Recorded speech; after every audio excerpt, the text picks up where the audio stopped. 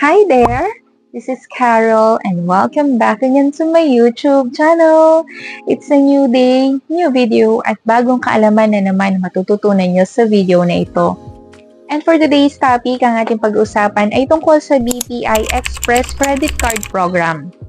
Ano nga ba ang program na ito? Ano yung advantage and disadvantage ng pagkuha ng program na ito? Ang ibig bang sabihin na kapag kumuha ka ng program na ito ay approve ka na sa credit card? Ano yung terms and conditions and other fees kapag kumuha ka ng program na ito? So lahat ng yan ay ating pag-uusapan, and if you are ready, let's begin.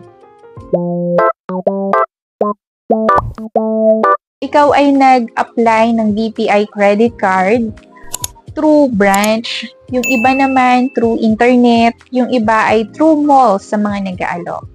Then one day, naka-receive ka ng text message na ganito. Thank you for your interest in BPI credit cards. Please be informed that you are qualified to apply for Express Start program for a minimum deposit of 15,000. Lets you enjoy a credit limit up to 90% of your deposit amount. Please visit any BPI branch to apply. Kapag naka-receive ka ba ng text message na ganito, ay ibig lang bang sabihin nun ay approve ka na dun sa in-applyan mong credit card? The answer is, unfortunately, no po.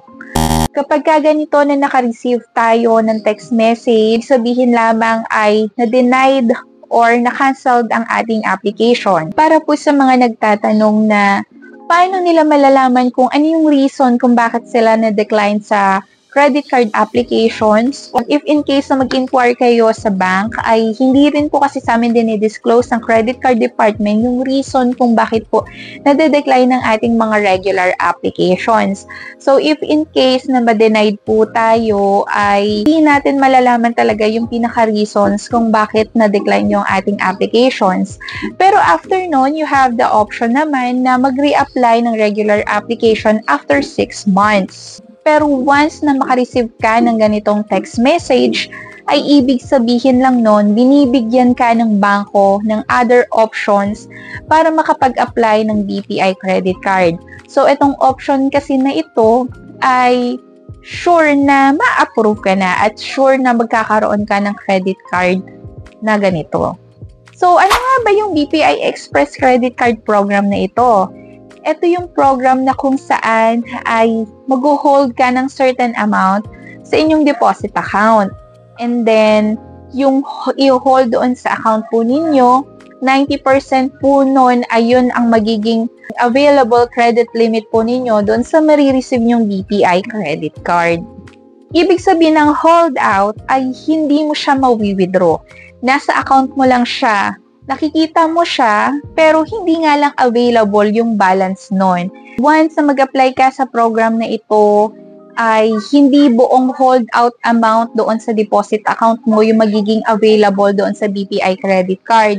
Ibig sabihin lang nito, for example, ang minimum kasi ng ating hold-out para dito sa program na ito is 15,000. So, 90% lang po ng 15,000, since yun lang po yung hinold natin noon sa deposit account nyo, yung 90%, yun lang po yung magiging available credit limit natin. So, for sure, mga 14,000 po yung magiging available credit limit for your credit card. Nasa sa inyo naman kung magkano yung gusto nyo maging credit card limit doon sa marireceive nyong credit card. So, katulad ng sinabi ko, 15,000 po ang minimum holdout natin for BPI Express Card Program. Depende po sa inyo kung ano rin yung kukunin yung card. Kasi yung mga BPI credit cards po natin ay depende po sa amount ng approved credit limit yung marireceive po ninyong card. For example, 15,000 to 74,000 ay pwede ka sa Blue Rewards card. Then, pag 75,000 and up, pwede na po kayo sa Gold Rewards card. Pero if gusto nyo po ng mga Visa Signature card, which is our black card, na kung saan ay meron tayong mga benefits na makagamit ng lunch doon sa airports, ay 300,000 po yung inaalaw po nilang credit limit, approved credit limit para doon sa card na yon. So, nasa sa inyo po kung magkano yung gusto nyong ipa-hold na amount para makuha yung certain credit card na yon. Ano naman yung advantage and disadvantage ng pagkuha ng program na ito? Una sa lahat ay ma-maintain nyo na yung maintaining balance ng deposit account na kinuha natin. So, makakatulong siya para ma-maintain nyo po yung maintaining balance or average daily balance ng ating mga deposit account. For example, meron kang ATM-based account. So, ang ATM-based account na regular natin ay 3,000 po yung maintaining balance. So, if in case na mag-avail ka ng program na ito, which is ang minimum is 15,000, dun pa lang sa minimum ay ma-maintain mo na yung maintaining balance ng inyong deposit account. So, hindi mo na kailangan problemahin pa kung paano mo ma-maintain yung maintaining balance ng inyong account every month at hindi na kayo ma-charge. So, kung passbook naman, ang maintaining balance ng ating passbook-based account is 25,000 for regular. So, if in case na mas mataas doon yung gusto mong credit limit at yun po yung napa-hold out nyo, ay makakatulong ito para ma-maintain nyo din yung maintaining balance ng inyong mga account. Pangalawa, since katulad ng sinabi ko kanina, binigyan ka ng other options ng bangko para makapag-apply ng credit card and for sure approve na ito. So, dun pa lang ay sure approval po ang program na ito. Ibig sabihin, nag-base lang po si BPI or si bangko doon sa deposit account nyo, doon sa holdout amount para magkaroon kayo ng credit limit. Doon pa lang ay approved na kayo for the BPI credit card. Pangatlong advantage is ay makakatulong sa inyo para makapag-build ng magandang credit standing with the bank. Kapag kumuha po kayo ng program na ito, ay makakatulong ito or ito yung magiging stepping stone ninyo para magkaroon kayo ng magandang credit standing with the bank. Kaya make sure din natin na once na pumasok tayo sa program na ito, ay ma-maintain pa rin natin yung good credit standing natin, magbayad tayo on time, para nakikita po ni bank na maganda yung ating credit standing para dito sa program na ito. Ano ba yung disadvantage ng program na ito? So, nakikita ko lang na disadvantage dito ay wala siyang automatic na increase ng credit limit every year. Since ang BPI Express Start program nga natin ay nagbe-base doon sa holdout amount ng ating deposit account, ay hindi po siya automatic nag-i-increase. So, nasa sa inyong credit card holder kung gusto nyo pong paatasan yung credit card limit po ninyo.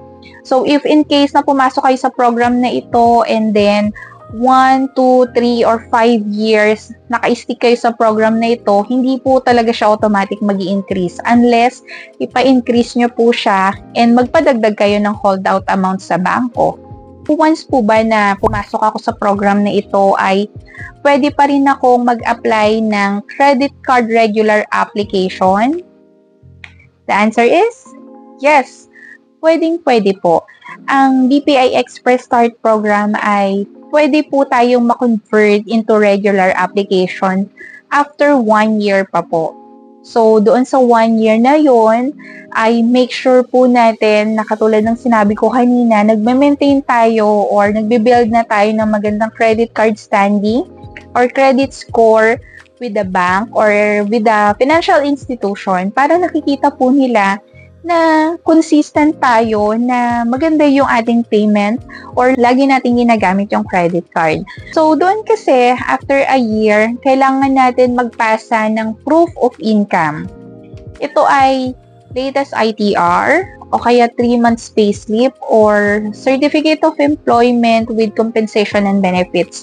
So, mamimili lang po kayo doon sa tatlong proof of income na yon.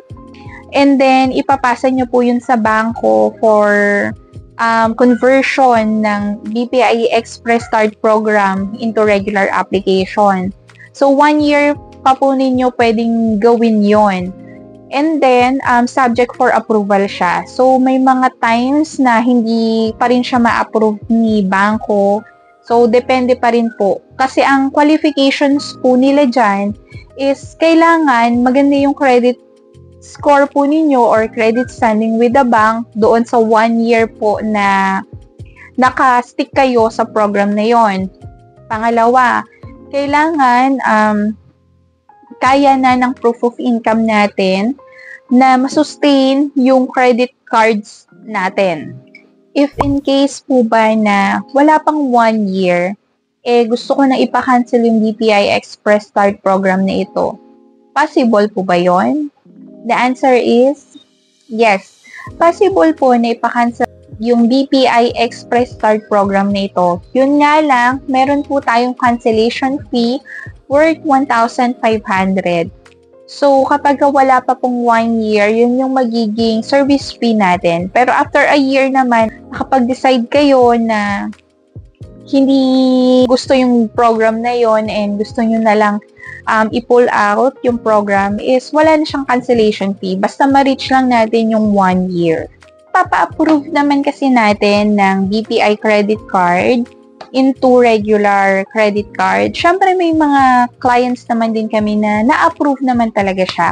Kapag ka okay yung mga qualifications nila na ma-convert na into regular applications, may mga times nga na pwede pa natin siyang ipa-approve for increase ng credit limit. May mga ganong scenario din na na-approve po tayo. If ipapa-cancel nyo na po ito, it takes po ng mga 7 to 10 banking days bago po ma-approve yung release ng ating mga holdout.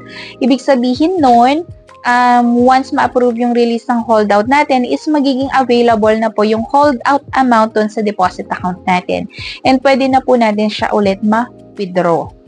If in case ba na hindi ako makabayad ng BPI credit card ko, ay automatic po ba na madededuct doon sa holdout amount yung hindi ko nabayaran?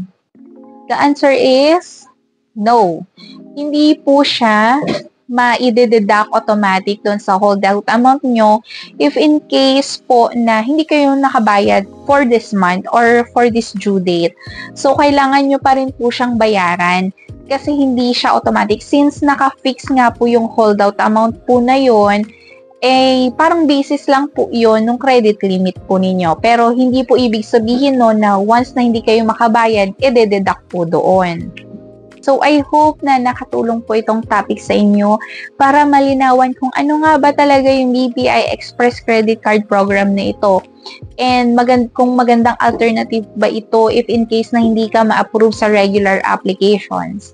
So, if you have any questions or bank inquiries, feel free to comment down below lang and sasagutin natin yan or gagawa natin ng video. So, don't forget to like, share, subscribe, and click the notification bells for more updates and more videos. So, until to the next vlog, guys. Bye-bye!